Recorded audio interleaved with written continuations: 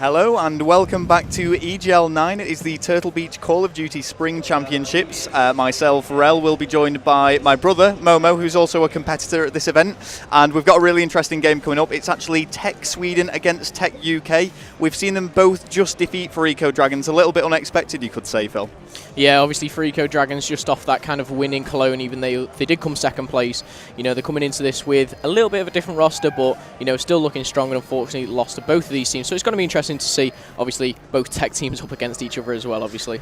Yeah, and I mean, looking at their group, it was Pool C. If we just go through the 4 teams that were taking part in that, was Frico Dragons, TEC Sweden, TEC UK, and Twisted. Now, we don't know too much about Twisted, however, they did beat TEC UK. No, they did beat Frico Dragons, to my understanding. Or was it TEC UK? Twisted actually beat TEC UK in the first game 3-2. It's a really close game. But Twisted originally were in Pool D because of some of the teams like not attending the events. They got moved up. They've kind of stepped up to the mark, and they are showing their worth in the seedings. And to be honest, I think one person, I think it's Hadzi in Twisted, or Hadzi, I think, has really played well.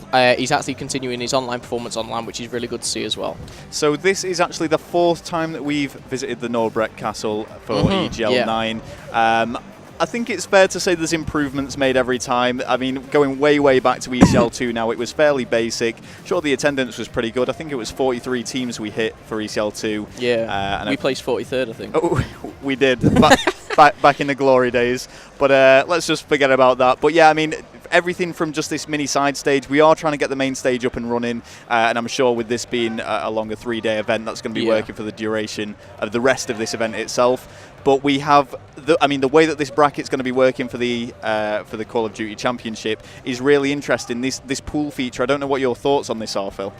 The pool feature is really good, especially for newcomers. Like, say for myself, you know, we've somehow managed to get 4th seed and we're in Pool A. We come in on the Friday, we play Curse, we play Prophecy, we play TCM, much like any other in the pool. But we play those 3 games fighting for a seed. We're not playing in the tournament, we're fighting for a seed of 1 to 4. Going out of that, we get put into the winner bracket at a later stage, which is winner bracket round 3, and we will then obviously be mixed into obviously the whole tournament with the people who fought through the open bracket. You may have seen stuff like this at MLG. It does work well, and you know, the reason why seeds are so important, and the reason why we have this obviously online seeding cup, is so that you are placed, as you can see here, guys. You know, the top 8 teams there. I mean, Frico Impact, you know, people might be shocked at them being seeded at only 8, but that was purely on opinion, which only counted for 25% of the vote. So, you know, they've got into the top 8 just on opinion base, which is incredible. Yeah, I mean, Frico Impact coming over from America off the back of the MLG victory, of course. Yeah. One of the favourites to actually take this. I think a lot of people are either, I think you had a little bit of a survey yourself, Phil. You said 90% of people were either putting Prophecy or Frico Impact as the winners. I mean, if you had to call it, which way are we edging on this? In all honesty, I mean, if I'd say Frico Impact definitely have the stronger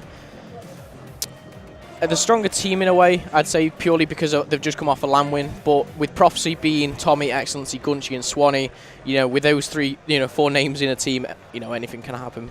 And Gunchy's fallen a little bit ill, I believe, as well. Gunchy's not been feeling too well. I've seen him at the event today. Hopefully, he's had a lot of rest, and he brings his A game. I say that, but, you know, I'm playing him, so maybe I think with Prophecy, it's one of them things that has been inevitable. It's all 4 of the players in that team have been separated. I mean, sure, they've played together in the past, but they've been separated in mixed and match teams, and eventually they were going to get together. On paper, you could argue that they are 4 of the best in Europe. I don't want to say that they are the best. Obviously, there's some extremely talented players, but I mean, when you just look at that lineup itself, you can't really see anyone stopping them.